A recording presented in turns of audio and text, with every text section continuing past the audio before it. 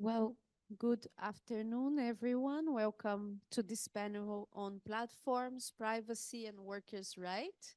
My name is Jamila Venturini. I'm Executive Director at Derechos Digitales, which is a civil society organization working at the intersection of human rights and technology.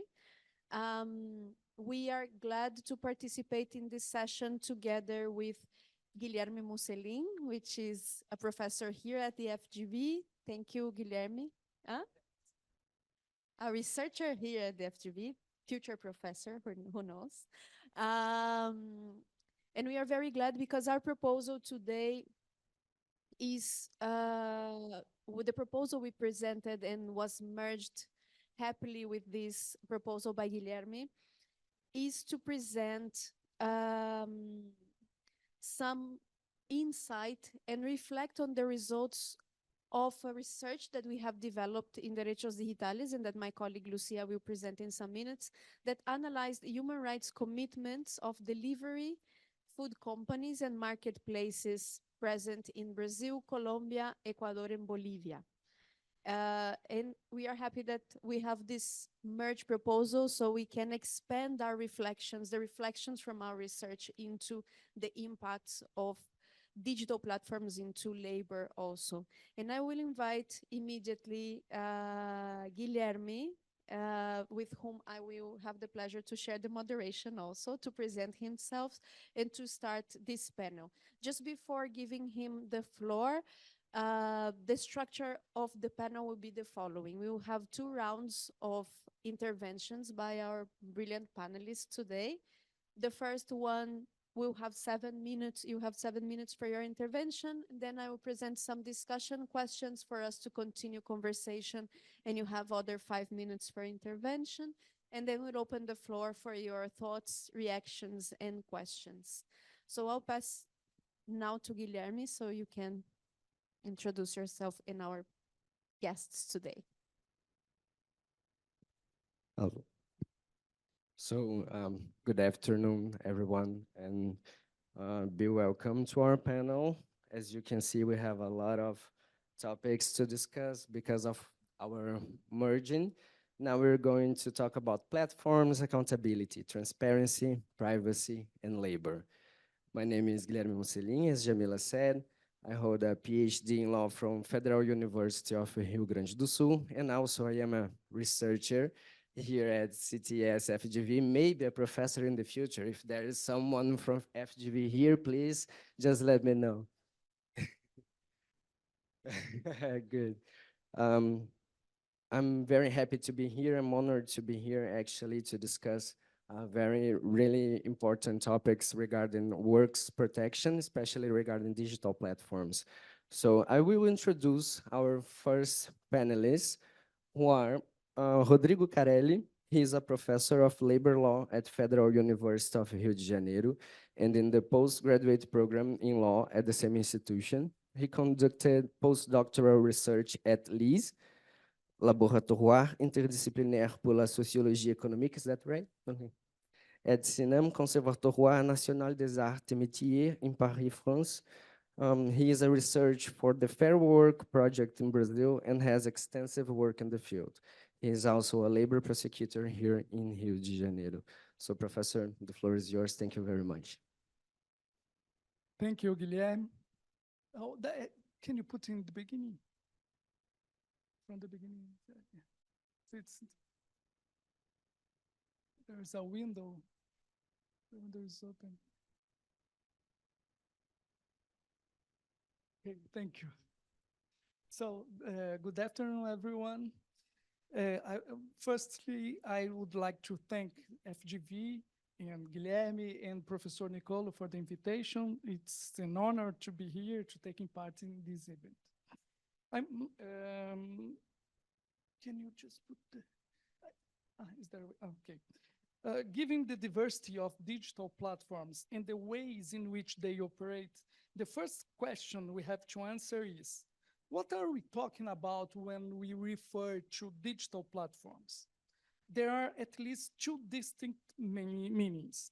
The first meaning is to understand digital platforms as electronic infrastructures for organizing and carrying out any business.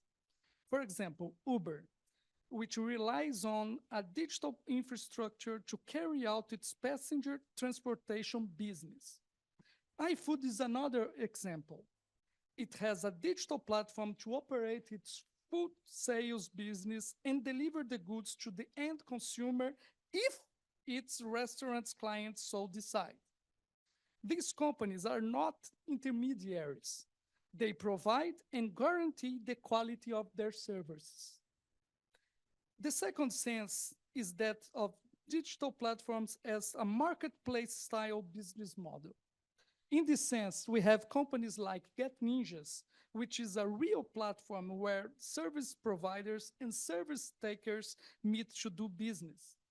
Guppy is another example. They are a business that mediates between people looking for a job and companies looking for employees. In the first sense, the companies are employers or have employer-like characteristics. In the second sense, they act as employment or recruitment agencies. It's a common misconception that these companies shall be regulated in the same way. However, there are principle-based regulations for the protection of workers' data that can be applied to both types of digital platforms. No, it was this one, sorry. The third one, the next one. So let's start with Brazilian law, what it says. The protection of the workers' data is no stranger to Brazilian labor law. The Brazilian labor law has a provision stating that employers cannot make any dishonorable entries about employees in their employment records. The labor courts have always interpreted this legal provision expensively. They have made it clear that employers are not allowed to pass on any kind of information to other potential employers. It's also unlawful for employers to access workers' medical data, including information from compulsory medical examinations conducted during the employment relationships. This applies even when workers are seen by the company doctor. All the worker files, medical files, they are classified, they are confidential to the employer, even if it's the doctor, it's from the company. Next one, please. The transparency of the algorithm, including the collection and processing of data, is protected by the very nature of the algorithm in labor relations. As the algorithm stipulates the working conditions and its rules, it constitutes a kind of workplace code of conduct and is therefore, according to case law, part of the employment contract. As with any contract, the principle of good faith applies.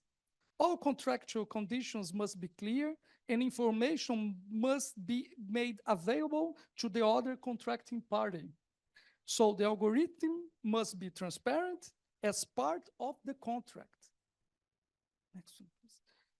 The International Labour Organization has published the Code of Practice on the Protection of Workers' Personal Data, which was released in 1997. While we cannot cover the entire ILO recommendation here, we can discuss some of the general principles that the document lays down. The first principle is clear. Personal data must be processed lawfully and fairly and only for reasons directly relevant to a worker's employment. It is not permissible to process data that's not strictly related to the employment contract. The subsequent principle states that even if the data collection is justified, its use must stick to its original purpose and cannot be used for any other objective. Automated processing of a worker's personal data must not be the sole basis for decisions concerning that worker. This prevents automatic punishments such as suspension or dismissal of workers, as well as passing on worse paid jobs to workers based solely on decisions made by the algorithm. It is imperative that personal data collected by electronic monitoring is not the sole factor used to evaluate worker performance. There is this famous case of Deliveroo's algorithm, which was found to be discriminatory by an Italian court because it created a form of willful blindness by not foreseeing situations in which it could discriminate against people who were ill, pregnant, or exercising a right, such as a strike.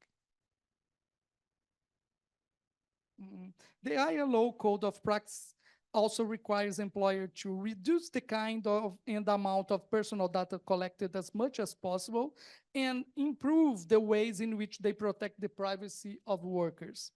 This shows how clearly the ILO understands that the massive and widespread collection of data is an evil in itself. In relation to transparency, the Code of Practice states that workers and their representatives must be kept informed of any data collection process, the rules that govern that process, and their rights. This next one. Another important ILO document is the Convention number 181, which deals with the private employment agencies. The definitions of an employment agency fit perfectly into the second type of digital platform we discussed at the beginning.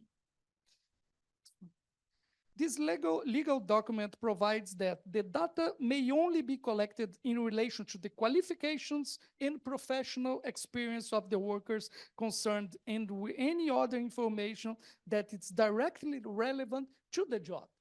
You can ask in a job interview if the person is married, if the person will have children, or anything like that, because it's not related to the job. The next one. Some quick final remarks. It is clear that in both senses, companies must be held accountable for the data they collect from workers. Secondly, any regulation of digital platforms must align with the standards already set for the protection of workers' data. Platforms workers are workers, so they deserve the same standards. Thank you. Looking forward to the discussion. Thank you, Professor Carelli, for your thought-provoking presentation. I have a lot of questions, but we go ahead and then we come back with questions by the end of the final of all presentations. So our next panelist is Professor Jessica Pidu. She is a digital sociologist at the University of Neuchâtel Institute of Sociology. She is a postdoctoral researcher conducting investigations at the intersection of sociology of algorithms and the sociology of work. She holds a master in sociology from the University of Lausanne and a PhD in digital humanities from the École Polytechnique Fédérale de Lausanne. Additionally, she is the director of PersonalData.io, a Swiss NGO specializing in the exercise of data rights and privacy protection. In this role, it's important to mention that she has led audits of gig platforms such as Deliveroo and Uber, contributing to fair working conditions for gig workers and more broadly to debates in digital policy. Professor, the floor is yours. Thank you very much for being here with us. Hi, thanks to all the organizers, to the public for being here or there. I'm sorry I cannot be there. I'm a bit far.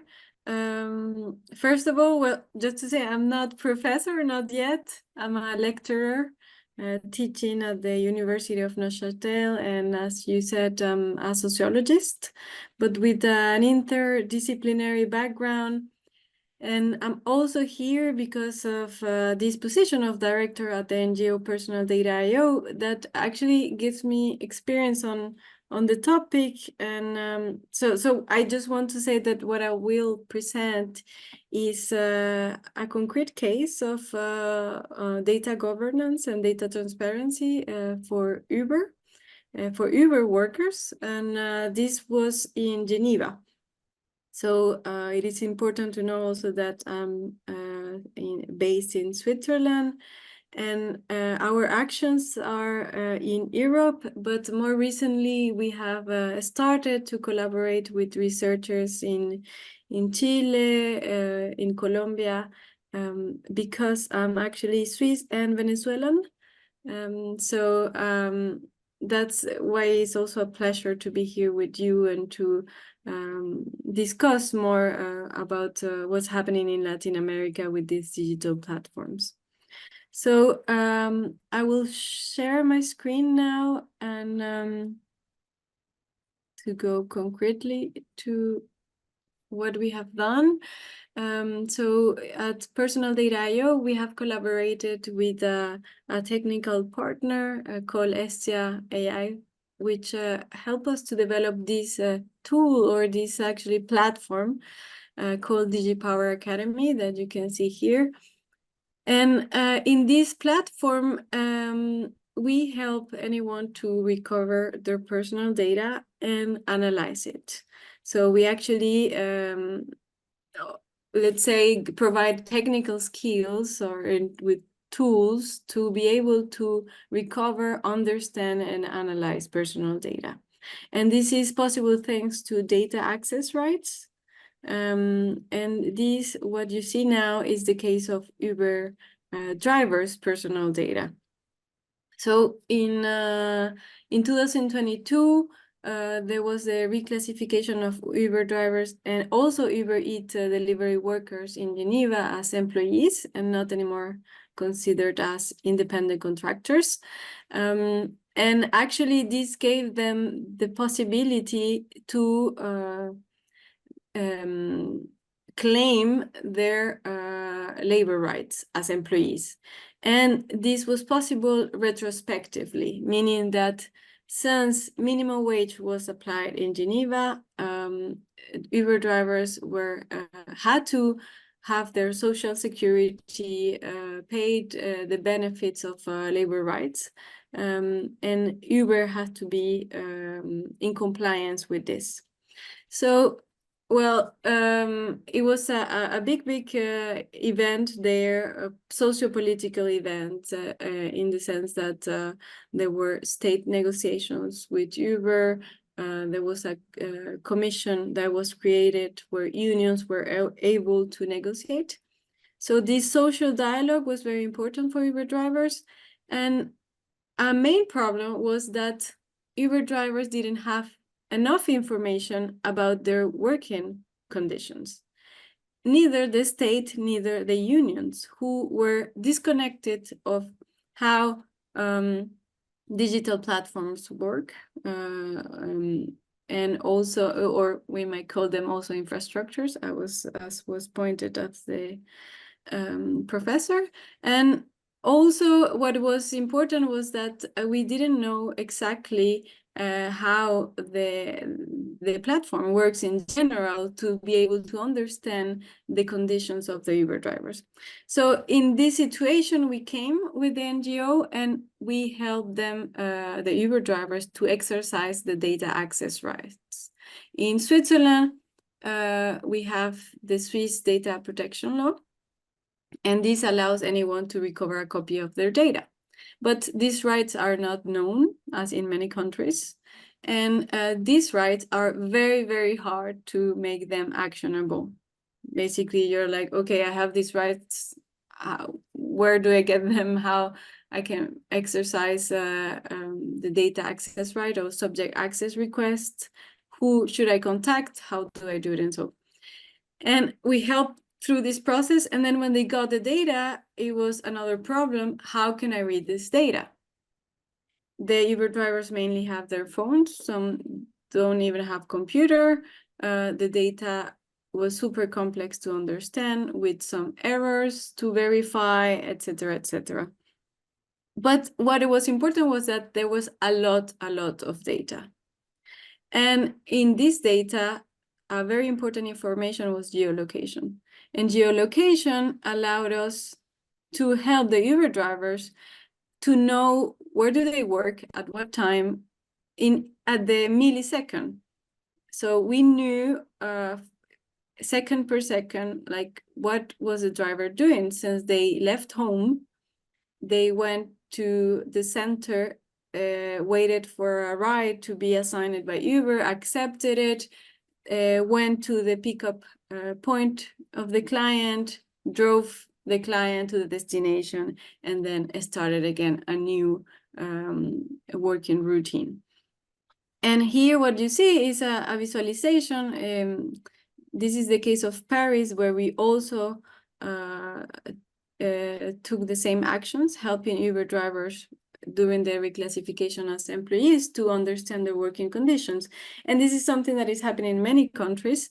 And that's why it's more a global problem that we have to tackle together, I think. So this is a map of, maybe you see it a bit small there, but I will describe it. You see in the map yellow and red points where the Uber driver was working at specific times. So you can zoom, and if you click one of the points in there, everything is interactive. You're gonna see the precise time. Let me try to get it. Well, you also, sorry, it's not here. You will see it also. It's the precise time of pick up the clients, the date, the duration of the driving order or trip, etc. So this was the first visualization of the working conditions of Uber drivers, and it was very important because it means that this data was knowledge for them, and it was knowledge to be able to negotiate with Uber what was supposed to be paid to them, and also to prove to the state that sometimes Uber was not providing right data, the right information, or the good basis and good calculations to make the social security payments, to make also the labor rights be in order. So this is, I will stop here now. This is the tools we have created for Uber. Every tab has different statistics, the number of trips they have made, when they worked, if it was more on Wednesday or on Saturday. This was very, very important information for them, for the state, and for the lawyers and for the unions that were defending the rights of the Uber drivers. And now this is available for many other platforms because, and this is my last message that I will give here during this presentation, is that it's a collective problem. It's not only Uber drivers' problem. It's our problem as clients, that we don't have access to our data and that we cannot make actionable our data access rights. Is a problem for top managers, for doctors, for professors, where actually through platforms, through more and more automated and digitalized systems, our activity, working activity, our whole workplace is being controlled, tracked, managed by these algorithmic systems that are fed with our personal data. So thank you very much again, and I'm happy, looking forward to discuss more with you during the question sessions. Thank you, Jessica. This is a very good way to continue conversation. I will continue this round of intervention inviting Grefiet Sierra to his intervention. Grefiet currently serves as the Colombian Data Protection Authority. He has a PhD in comparative public law from Sorbonne University. He's a university professor teaching undergraduate and graduate courses in Colombia and other countries in the region. And he has served also as an auxiliary magistrate of the Civil Chamber of the Supreme Court of Justice and as a judge in the Council of State. Grefiet, thank you. Please feel free to do your intervention in English or slowly in Spanish, so we all can follow your intervention how it's more comfortable to you. Thank you so much. Thank you very much. I go speaking in Spanish. Cuando Lucía me invitó al panel y miraba el título Me acordaba que en el año 2017-2016, el Consejo de Estado francés, que es el juez administrativo, cada año publica un reporte, una investigación. Y ese año la investigación se denominaba la uberización del derecho. Y eran las implicaciones que tenía el mundo del Uber en el mundo de lo jurídico. Y hemos visto con nuestros dos intervinientes anteriores cómo hay un impacto en derecho laboral. Y yo voy a referirme a dos dinámicas que se han desarrollado en la superintendencia. La superintendencia es una policía administrativa que tiene, digamos, varios sectores. Un sector es policía administrativa de mercado, competencia, policía administrativa de consumo y lo que yo trabajo, policía administrativa de datos. Y es para notar que esta discusión es transversal. Difícilmente puede ser solamente datos, necesariamente o es datos, derecho laboral, datos, derecho del consumo, datos, derecho del mercado y a veces todo. Consumo, datos, mercado y información. Porque si algo anotaba, y regreso al informe del Consejo de Estado francés, es que la uberización de la economía, anotaba este informe del Consejo de Estado, cambia las reglas sobre las cuales se ha hecho mercado, se ha hecho consumo, se ha hecho competencia y aún se ha hecho fiscalización. Derecho fiscal, o sea, hay un cambio de paradigma estructural. Entonces, esto implica una adaptación de las normas jurídicas a algo que se denomina un modelo desregularizado. Es la desregularización lo que hace que el negocio sea altamente rentable. Como no adaptarme a reglas, como generar contratos implícitos que se acaban en cualquier momento. Por ello me voy a referir a 5 decisiones de la superintendencia, no son mías, sino tiempo atrás. 2 sobre datos y 3 sobre consumo. Una sobre datos, paradójicamente, digamos, todas estas están sobre una misma empresa en Colombia que es muy poderosa, que se llama Rappi, que es una empresa que nace, que tiene un espíritu de Uber y se dedica a la repartición de comida. En una primera decisión, que va a ser del 2019, la superintendencia sanciona a esta plataforma Rappi por generar una serie de publicidad a sus consumidores utilizando sus datos sin que los consumidores hayan autorizado que sus datos sean utilizados para prospección comercial. Se implementan sus datos para ellos generar un intercambio y solicitar servicios. Pero además, Rappi genera dentro de esos datos algo que denomina la lista negra, los malos consumidores. Es un sistema de puntuación, lo que evidentemente lleva a la SIC a sancionar a esta empresa. No solamente por la ley de datos, sino por una práctica de discriminación y por no cumplir las finalidades a las cuales está orientada, como conservar la dinámica de autorización. Hay una autorización, unas finalidades para el uso de datos. El segundo caso es muy interesante, nuevamente Rappi, pero la SIC aquí desarrolla una doctrina que ya existe en el ordenamiento jurídico colombiano, pero está en derecho societario, no está en derecho de los datos, sino en derecho societario. Y habla del deber de corresponsabilidad entre la empresa y la junta directiva, particularmente el administrador. En la medida que ha habido tanto incumplimiento de la empresa, y todos sabemos que en derecho a la competencia el incumplimiento a veces es rentable, se incumplen, se pagan las multas y en análisis económico resulta rentable pagar la multa. Acá se toma una decisión y se le da una orden, ya no solamente a Rappi como persona moral, sino al administrador de Rappi como persona natural, de que debe someterse a la ley de datos.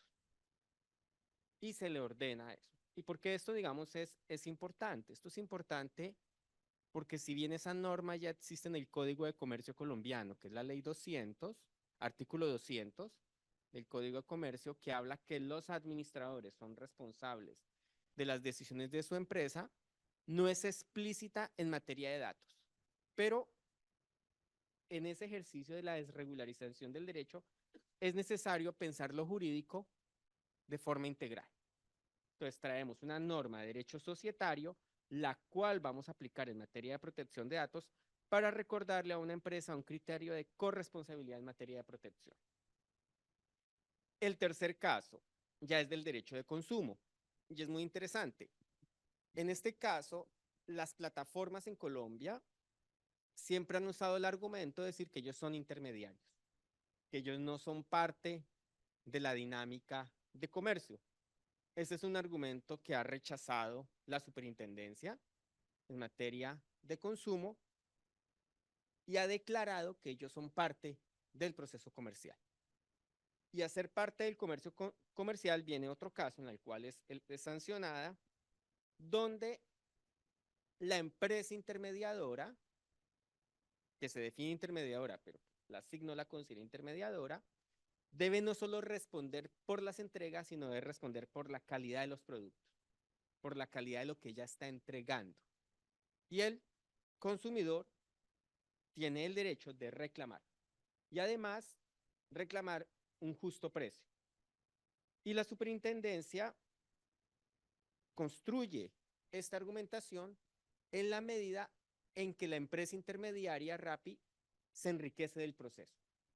Ella cobra dentro de ese proceso, maneja la cadena de comercialización y finalmente, digamos, debe garantizar. Y el tercer caso, pues, está incluido, el quinto caso que está incluido en uno de estos, resulta que Rappi, a diferencia de cómo se haría, digamos, en el mercado del consumo normal, donde si evidentemente un menor de edad entra a comprar ciertos productos y por su calidad de menor de edad no lo podría hacer, Rápida, sin ningún problema, vendía medicamentos, vendía bebidas alcohólicas a menores. Y Rappi es sancionada por esta práctica, en la medida que hay una violación a derechos fundamentales en esta dinámica. Y para cerrar, digamos, una de las conclusiones que sacaría de lo que he presentado, estos 5 casos que podrían hacer muchísimos más, pero pues frente al tiempo y frente a la dinámica que se plantea, es que evidentemente la dinámica del comercio electrónico, la dinámica de las grandes plataformas, han roto las nociones jurídicas planas y clásicas del derecho. Sin embargo, esto no significa que el derecho no pueda responder. Lo que significa es que los operadores jurídicos, las autoridades administrativas, debemos y nos vemos en la necesidad de pensar el derecho en la misma complejidad en la que se construye hoy el mercado. Y es buscar estructuras de coordinación y armonización jurídica que nos permitan dar respuestas. Y aquí en estos casos hemos visto dinámicas de derecho constitucional, dinámicas del derecho de consumo, dinámicas de la ley de protección de datos, dinámicas del derecho a la competencia. Y es la sola forma en que podemos dar respuestas, ya que es en los vacíos legales donde muchas de estas empresas, digamos, estructuran modelos de negocio claramente violatorios de derechos de las personas. Y simplemente dejaría un nuevo caso para la reflexión a las cuales hoy todas las autoridades del mundo nos estamos enfrentando precisamente por los vacíos legales. Work on. Muchas gracias. Muchas gracias, profesor. And sorry, going back to English, I was like, my brain failed there. Thank you so much, Professor, for your contribution. And I guess it opens very well the floor for the presentation of my colleague Lucia, which will add a bit more complexity to these ecosystems from a research that we did with some of the platforms that we are discussing today. So I pass the floor now to Lucia Camacho. She's a policy coordinator at Derechos Digitales and a lawyer specialized in public policy with a master's in human rights. We had some issues with the presentation, but I guess we are probably good to know. No, we're good to go now. Lucia, the floor is yours. Thank you, Jamila, and everyone who is here sharing their time here with us. I'm going to continue in Spanish, joining Professor Granfield. Derechos Digitales publicó recientemente una investigación en donde analizamos las políticas de dos tipos de plataformas en concreto, las plataformas de delivery, ¿no? De entrega de comidas, así como las plataformas de compras en línea, marketplaces, delivery food apps. Y medimos el cumplimiento o el apego de estas políticas en materia de transparencia corporativa, privacidad y protección de datos y libertad de expresión. En esta evaluación que hicimos, no sé si ustedes están viendo. Ok, perfecto. En esta evaluación que hicimos, el desempeño de estas compañías que tienen no solo un extenso número de usuarios, hoy en un panel antes del almuerzo, la responsable de protección de datos en iFood decía que estaban llegando a 100 millones de órdenes diarias, lo que es un número masivo para una aplicación que tiene sede en Brasil y alcance al menos solo en este país por ahora. Por lo que prestamos atención a estas plataformas que tienen cobertura regional, que tienen un altísimo número tanto de usuarios como de colaboradores, como ellos quieren denominar, pero que son trabajadores. Y encontramos que al menos la manera en que se están comportando o en que están diseñando sus prácticas deja mucho que desear. Estoy de acuerdo con el profesor Grenfield en que las reflexiones en materia de privacidad, consumo, competencia, tienen que irradiar estas otras en materia de derechos laborales. Y los insumos que generamos en esta investigación generan mucha preocupación por la manera poco transparente y opaca con que la mayoría, si no todas, estas empresas operan hoy. Déjenme darles al menos un vistazo muy general de estos hallazgos. Fíjense cómo en materia de gobernanza corporativa, apenas una compañía de las 8 que evaluamos tiene un desempeño en materia de transparencia que consideraríamos aceptable. Y iCufome, que es una aplicación de delivery aquí en Brasil que tiene extensión a nivel regional, mereció ese puntaje únicamente porque fue adquirida por una muy grande empresa que en materia de estándares corporativos suele hacer muy bien las cosas, por lo que sabía hacer bien lo aplicó a esta pequeña plataforma que operaba en ciertos estados en Brasil. Pero fíjense cómo Didi, la plataforma de delivery de comida, tiene 0%. Transparencia corporativa busca cuestionar aspectos básicos como quiénes son los nombres detrás del gobierno de estas plataformas, quiénes están encargados de supervisar que las políticas internas se cumplan, ¿no? Al menos conocer los nombres de esas personas, cuáles son los cargos que existen a nivel interno de las compañías. Y esta pregunta, que parece ser baladí, no lo es tanto, porque en el reclamo de los trabajadores y sus derechos hemos encontrado en el caso colombiano, que es donde el primer sindicato logró acudir con Rappi, la plataforma de delivery, a una mesa de negociación colectiva, aunque Rappi no quiera llamarla como tal porque no reconoce derechos laborales. Estos trabajadores han encontrado problemas para entender siquiera a quién llamar a una mesa de negociación, cuál es su correo, dónde se domicilian, cuál es el nombre de las personas a las que hay que convocar a una mesa de negociación. Esa información que debería ser disponible y accesible no lo es. Miren cómo digamos, el performance, ¿no? De estas compañías que tienen cobertura en nuestros países. Ahora, vayamos a la parte de privacidad, que es aún mucho más crítica. iFood, que hoy estaba en un panel hablando de cómo tenía una inteligencia artificial denominada Alcatraz o prisionero, que hacía un tracking casi como el de Uber que comentaba Jessica, a milisegundos de la orden donde transita. Ellos a lo que denominan el track de la orden, en verdad lo que están diciendo es la vigilancia intensiva del colaborador o trabajador, en donde se sustituye confianza por vigilancia, ¿no?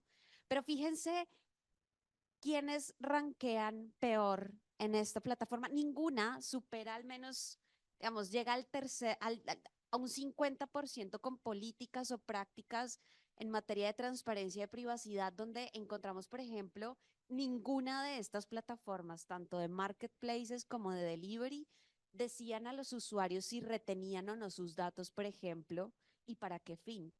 Es más, cuando les preguntamos a estas plataformas si es que informaban a sus usuarios de los cambios de políticas, algo tan básico como eso, ¿no? Enterarme yo como usuario qué es lo que está vigente, cuáles son las reglas de juego, ninguna se comprometía explícitamente a informar de estos cambios y mucho menos a informar a los usuarios en caso de que sus datos hubiesen sido objeto de un hurto o hubiesen sido filtrados.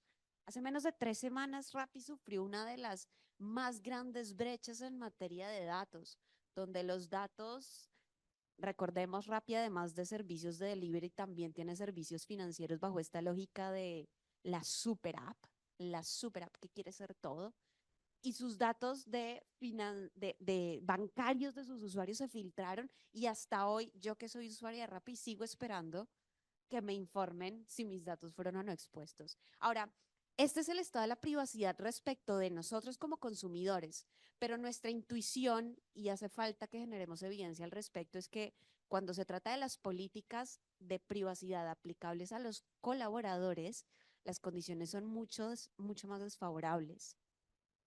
Y déjenme cerrar con cómo estas plataformas tratan la libertad de expresión de sus usuarios.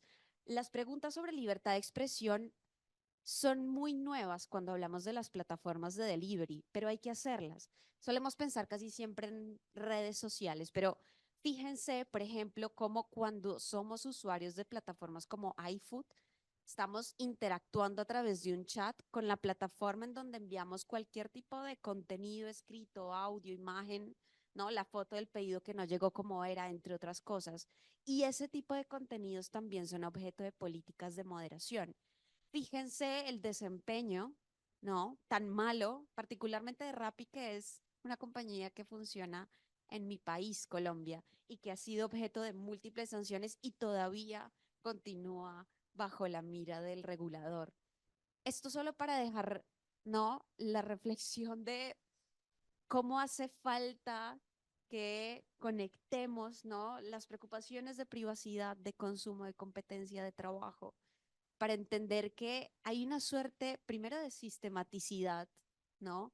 En la manera tan deficiente en que estas plataformas tratan tanto a los usuarios como a sus colaboradores, así también como urge, digamos, transparencia, o sea, transparencia respecto a cómo operan, cómo se organizan, cuáles son sus políticas, incluso transparencia en aspectos tan básicos que reclaman los trabajadores como cuáles son las causales de bloqueo de las cuentas. ¿Por qué me bloquean una cuenta? ¿No? ¿Cuáles son los mecanismos para apelar ese tipo de sanciones que son disciplinantes? Algo que hace un empleador, ¿no? Disciplinar a un subordinado, lo hace el algoritmo. Ellos, los colaboradores, no tienen siquiera derecho a saber qué está pasando. Entonces, lo dejo ahí para que sigamos y les invitamos a que consulten esta publicación que está disponible en nuestro sitio web.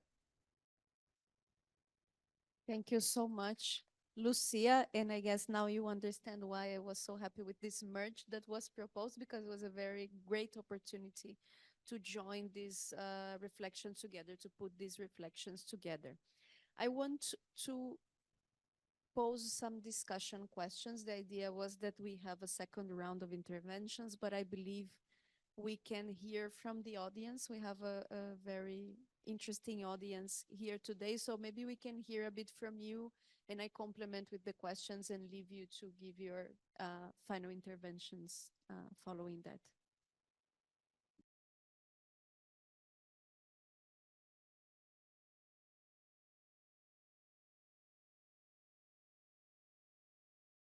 Thank you very much. It will be hard to make only one question. I would have several, but I think as Lucia said, who takes care of the effectiveness of governance? As rating by users, I don't believe it works. I've seen hotels which had great ratings and was under construction. I've seen several frauds on this matter. And as Professor Carelli was talking about transparency, what is transparency for you? What does it mean? It's not only information, as said here, information doesn't work very well. I think at Rappi, we didn't even have an opt-in or opt-out. Am I correct? And even if we had, we don't have an option, actually. We have to opt in. So how do you guys see transparency? What is it? And who takes care, or who should take care of effectiveness? Should we have an ombudsman everywhere or not? Thank you very much. Thank you. I don't know if anyone.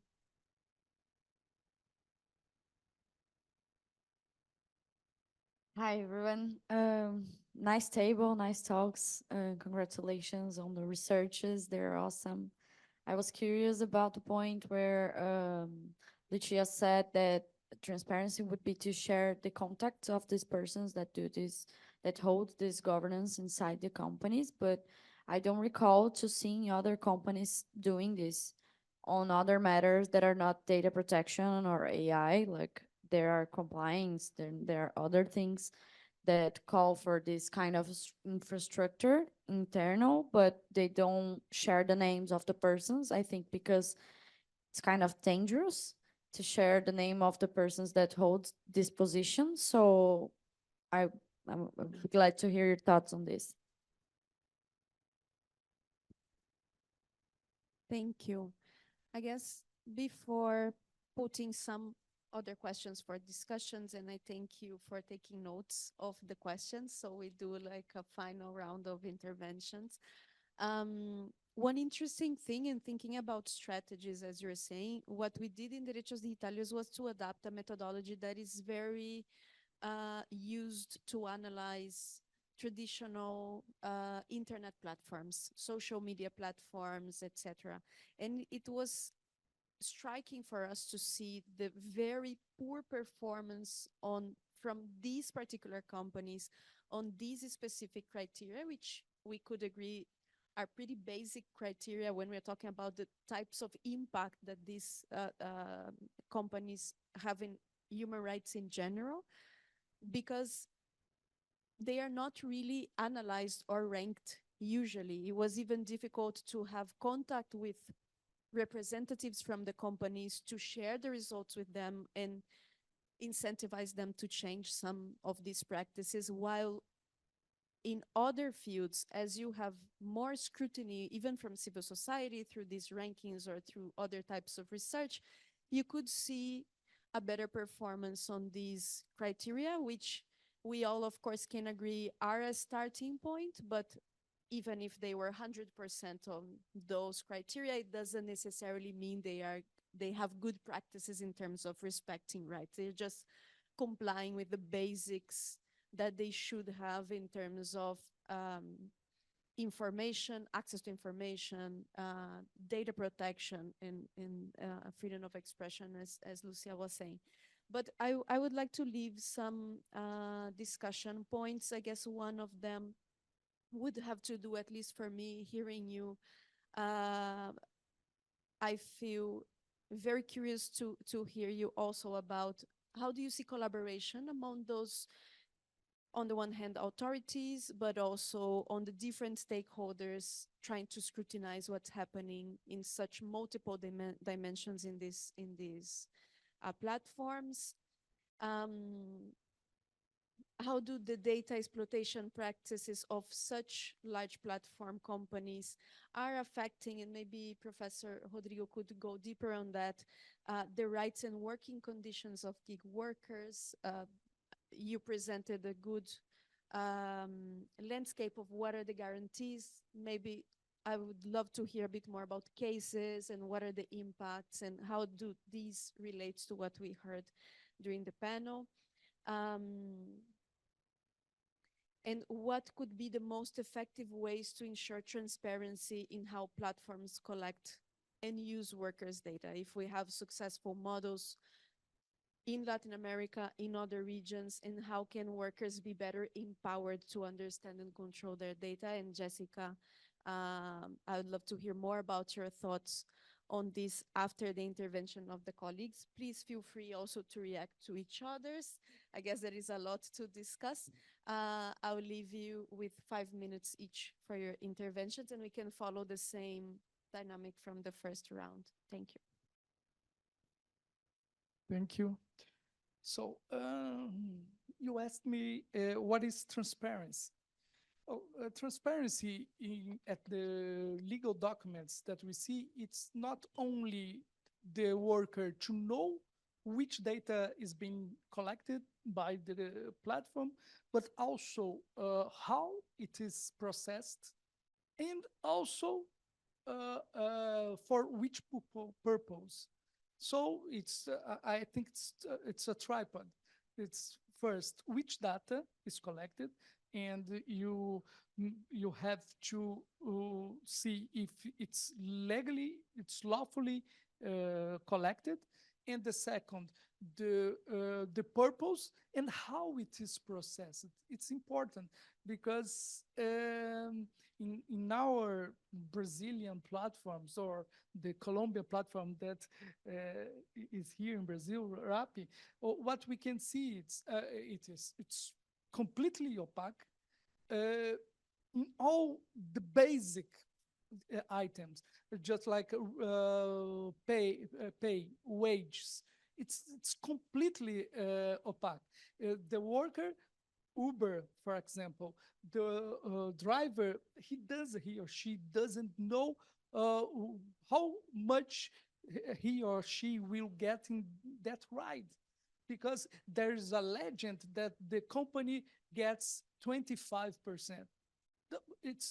This was real at least 6 or 7 years ago. Now it's something that the algorithm tells, and the worker doesn't know if it is from 20% till 45%. In some cases, 50%. So it's incredible. You get a ride and you don't know how much the company takes its share. So it's crazy, but it's like that. You don't know why you get so bad rides, and your colleague just get a very good ride. But the company knows it for sure. It knows. And there are classification, not only the customers, but also the drivers. And they match the good rides to the good drivers. But the driver doesn't know if he's good or medium, or it's completely opaque. The same for the delivery companies. So it's the transparency, it's all of that, I think. And how is it here in Brazil, the platform? It's not so good. During the pandemia, we in the public prosecutor's office Labor Prosecutor's Office, we could get some rights to the riders, mainly the riders, but also the drivers, because the safety conditions during the pandemic times, we just got the leave, paid leave. We got a little bit of security measures for drivers, but until now we can't get so much rights, because platforms, they call themselves platforms. They don't call themselves companies. That's why at the beginning of my speech, I thought, no, their digital platform is only, it can mean two things. A real platform, it's a marketplace-like business, but that's not what we are talking about. We're talking about companies that they call themselves platforms, but they act like any other company. They are not intermediaries. They have a business, a people transportation business, or a delivery business, Rappi and iFood. But iFood is more than that. It's a company, it's a complete ecosystem of sale. It's not delivery. That's what I said, iFood. If the client, the restaurant client decides, the restaurant delivers the good. It's only the sale of the product. But iFood delivers also. iFood offers this service.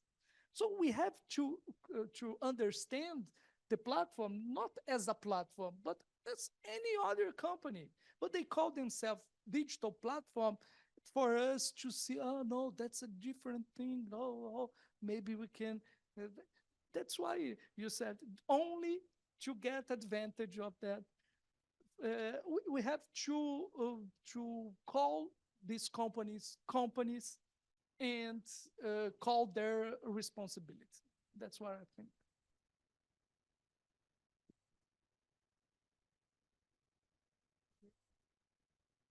Jessica, do you want to continue? Please. Sure, thank you. I will just give a thought on different aspects that you have mentioned and some questions. So first of all, you ask about how use cases are important for learning from, and I think one thing we learned from Geneva in the case of Uber drivers also in Paris is that data was very valuable as knowledge, as to obtain power to negotiate, and this was mainly through the geolocation data. But geolocation data was important in the case of Uber drivers. Why? Because in the case of trying to know how to respect the minimum wage and calculate social security, payment, and so they needed to define what was working time for a Uber driver that was working as an independent and that became one day, by decision of the Court of Justice, an employee. And this is also the case for delivery workers, where they were also working on demand as independent, and where geolocation data allowed to actually for the algorithms to optimize the delivery, distance, working time, and also control the work demand, right? And this geolocation data allowed to give the stakeholders in the social dialogue a point of discussion. Okay, now we have every second the activity of Uber drivers for the past 3-5 years. What is working time? And Uber was saying that working time was only when they had the clients in the car. So they were not willing to pay social rights for the drivers for anything that was before or after that. For example, when the driver was waiting for an order by the app, or when the driver accepted an order and went to pick up the client.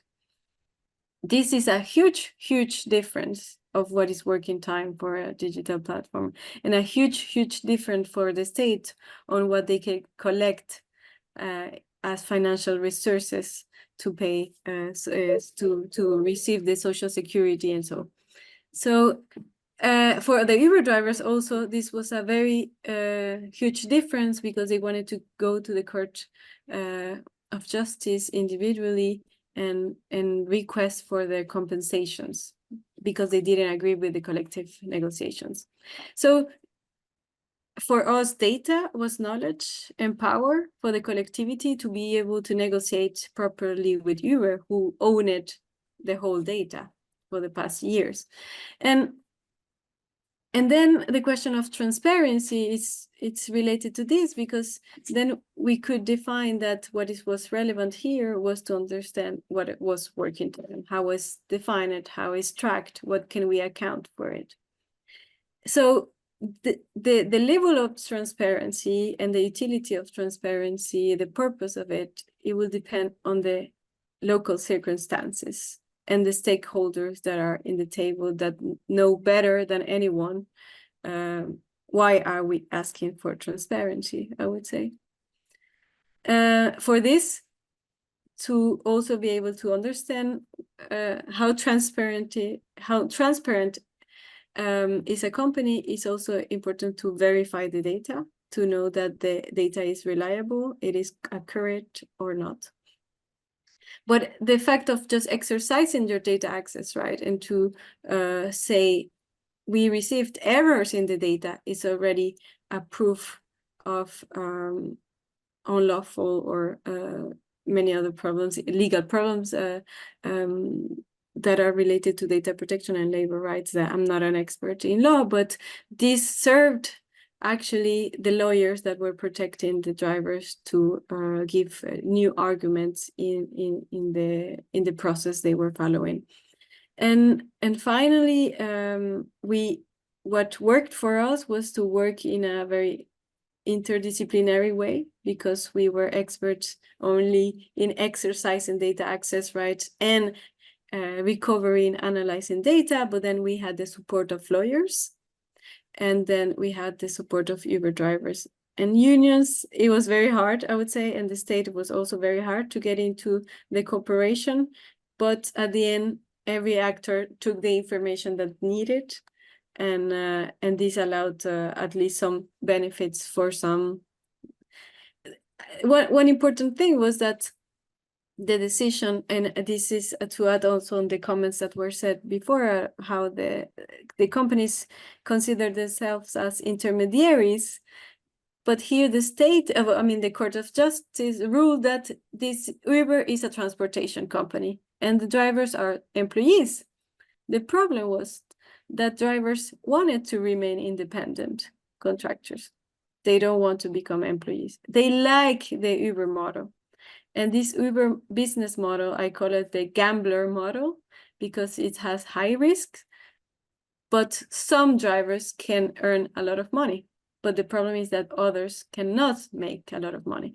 And the more drivers in the market, the less are the benefits for the whole population of drivers that are registered. So we have bigger gaps between those that earn little, those that earn a lot, and bigger also discrimination across drivers. So yeah, that's and now the final problem I want to highlight is that now Uber has subcontractors, and also drivers want to become subcontractors, creating their own companies to be able to run again the Uber business models and not be employees.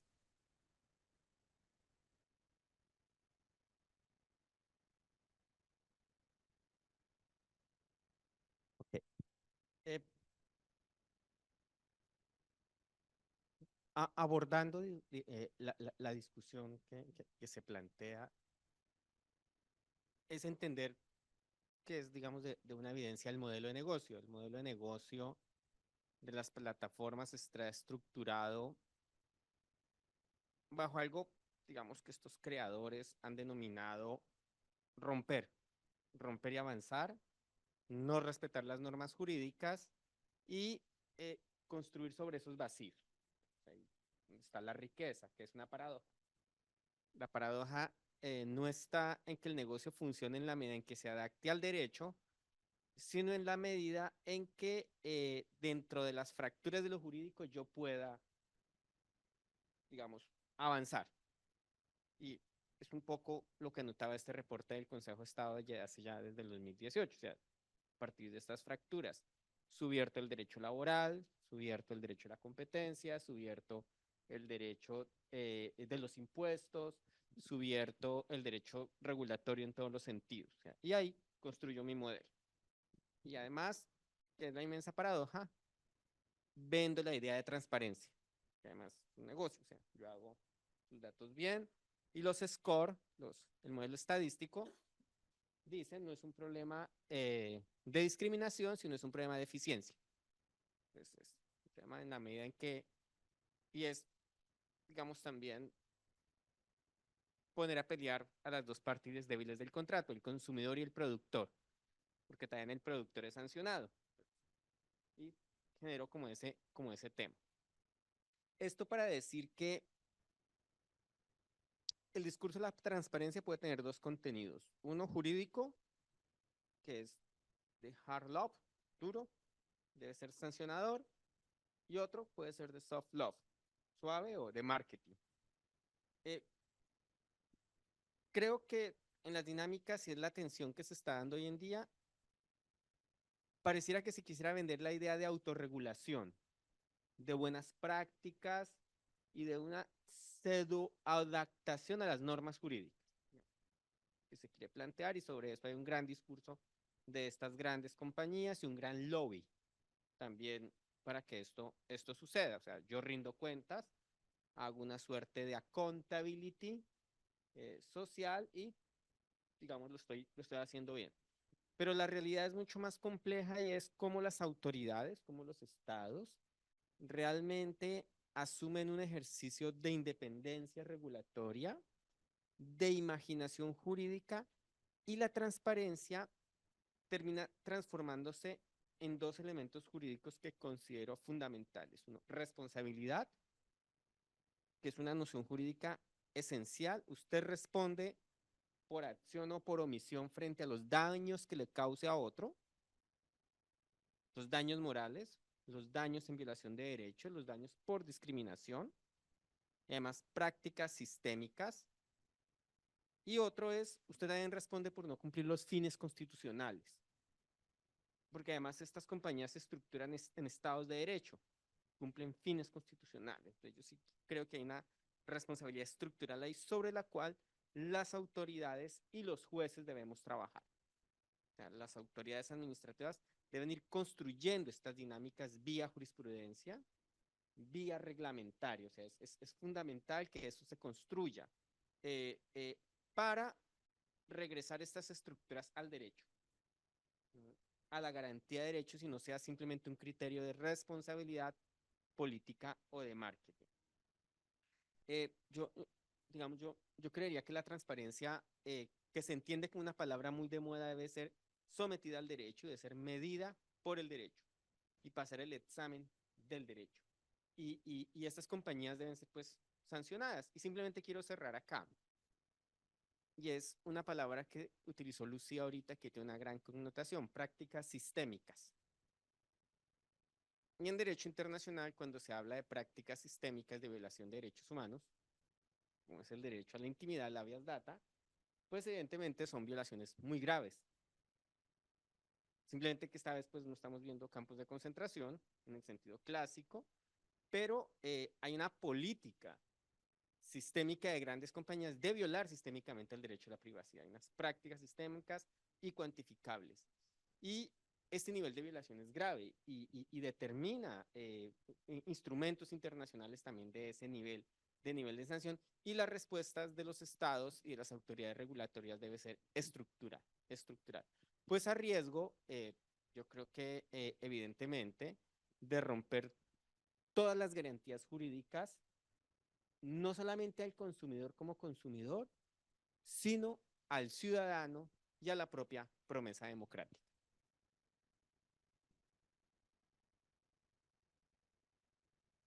Ese es un comentario extraordinario para cerrar. ¿Qué añadir después? Yo creo...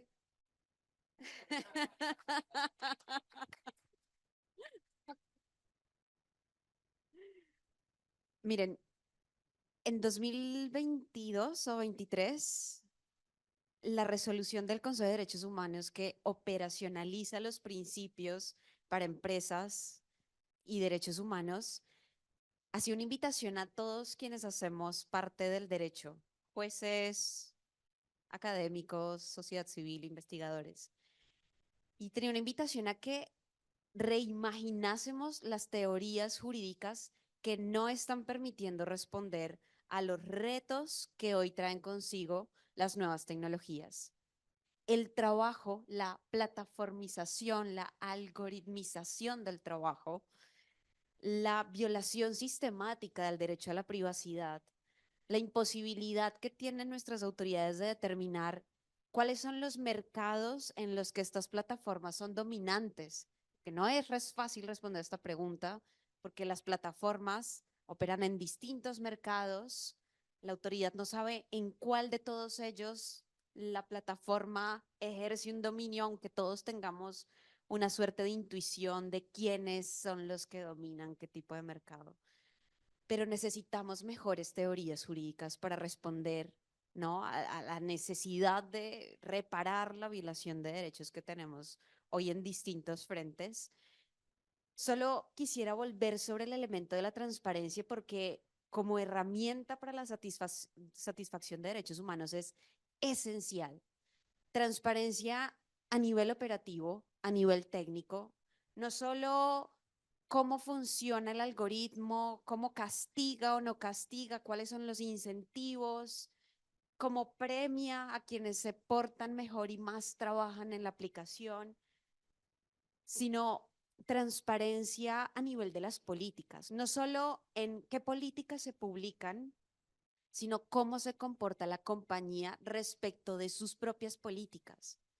Eso también es transparencia, comportarme de manera conforme con lo que yo he dicho que voy a hacer en la práctica. Porque lo que estamos viendo es que aun cuando se publiquen extensísimas políticas que ni ustedes ni yo vamos a leer 30.000 palabras de términos y condiciones, porque eso es lo que nos presentan a veces 3 veces el Código Penal de nuestros países, aun cuando las publiquen, cómo se comportan en la práctica. Y como vemos que está habiendo una brecha, ¿no?, en donde no hay transparencia, hacen una cosa distinta a lo que dicen que van a hacer, eso también debería entrar en nuestros estándares de cómo debería comportarse, al menos en materia de transparencia, una compañía. Luego también transparencia aplicada a la administración, quienes quizá no los nombres en concreto, para algunos pueda ser incómodo poner su nombre, ¿no? Y nos enteremos por LinkedIn quién hace parte de qué compañía y cuál es su cargo, pero sí que necesitamos saber cuáles son los cargos que están tomando las decisiones, para luego entender a quién exigir que rinda cuentas. Creo que una vez alcancemos la transparencia que deseamos, luego al tiempo tendremos que hacer las preguntas de a qué autoridad exigir que aplique esos altos estándares que esperamos que se respeten en la práctica. En nuestros países vemos que hay autoridades de protección de datos que también lo son en materia de transparencia, como es el caso de México, Argentina. Pero en el resto de países, aun cuando el estándar interamericano es que se cree y exista una autoridad independiente en materia de transparencia, la realidad es que en nuestros países no hay tal figura o opera conjuntamente con una autoridad que ya ejerce, digamos, facultades respecto de otra materia. Entonces, quizá también haya que reflexionar sobre cuál es el supervisor, si lo hay, y si no, qué facultades debería tener para que nos decidamos también a crearlo. Pero bueno, lo dejo ahí.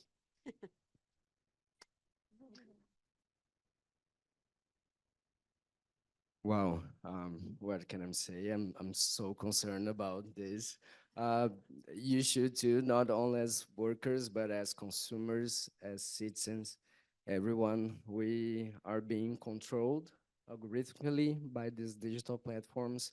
And I think we are trying to do here, and our discussions here this afternoon, we can sum up in the following idea. How can we recover digital sovereignty for individuals, no matter if in the context of labor or consumption or regarding the state? So I would like to thank you, all of you, our panelists, for the high quality presentations and discussions. And I hope we can get together in the future again. I have some questions, but I will keep for next year when we meet again. So thank you. When I'm professor, I mean, I'm already, but from FGV next time. So thank you for all of you being here. Thank you, Jessica, for being here online too. So Thank you all. it was a pleasure to share the table with you. Thank you very much. Bye. Have a good day. Have a good event still.